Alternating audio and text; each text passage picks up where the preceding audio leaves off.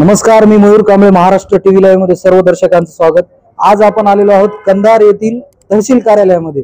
आज या ठिकाणी वंचित बहुजन आघाडीचे काही कार्यकर्ते जमलेले आहेत, जे की बौद्धगया येथील हिंदूंकडे जे बौद्ध गयातील विहार आहे ते विहार तात्काळ बौद्धांकडे आलं पाहिजे या मागणीसाठी वंचित बहुजन आघाडीचे काही प्रमुख नेते आहेत, त्यांनी आज तहसीलदार यांना निवेदन दिलेले आहे.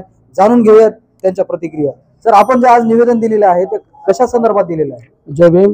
मी रुपेश कांबळे, महासचिव वंचित बहुजन आघाडी तर्फे जे बिहार इथे महाबोधी महाविहार याच्यावर जे ब्राह्मणांचा वर्चस्व आहे, जे कब्जा आहे, ते कब्जा कुठे हटला जावा ह्या हेतूने वंचित बहुजन आघाडीच्या वतीने माननीय महामहिम राष्ट्रपती आणि बिहारचे मुख्यमंत्री याच्या मार्फत तहसीलदार साहेबांच्या मार्फत आम्ही निवेदन देत आहोत की जसेही हिंदूचे मंदिरावर हिंदूंचा कब्जा असतो, मस्जिदीवर मुस्लिमांचा कब्जा असतो, ख्रिश्चन मंदिरावर कब्जा असतो, तसा बौद्ध विहारावर बौद्धांचा कब्जा असावा. हे कुठेतरी तिथं अन्याय होत आहे. हे कुठेतरी बौद्ध समाजाचे मन दुखवले जात आहेत.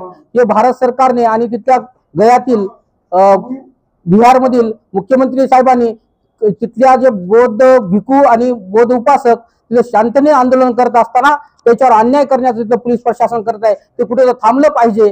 त्या हेतूने आम्ही आमच्या कंधार वती वंचित बहुजन आघाडीच्या टीमच्या वतीनं प्रशासनाला आम्ही निवेदन देऊन तिथलं शांततेचं वातावरण व्हावं आणि बौद्धांच्या हातात बौद्धगया महाबोधी विहार ताब्यात द्यावं ही विनंती करण्यासाठी आम्ही इथं जमलो आहोत. यानंतर आपली भूमिका काय राहणार आहे? यानंतर जर आमच्या मागण्या जर शांततेत पूर्ण करत नसेल तर आम्ही देशभर जन आंदोलन करण्याच्या तयारीत आहोत वंचित बहुजन आघाडीच्या वतीने.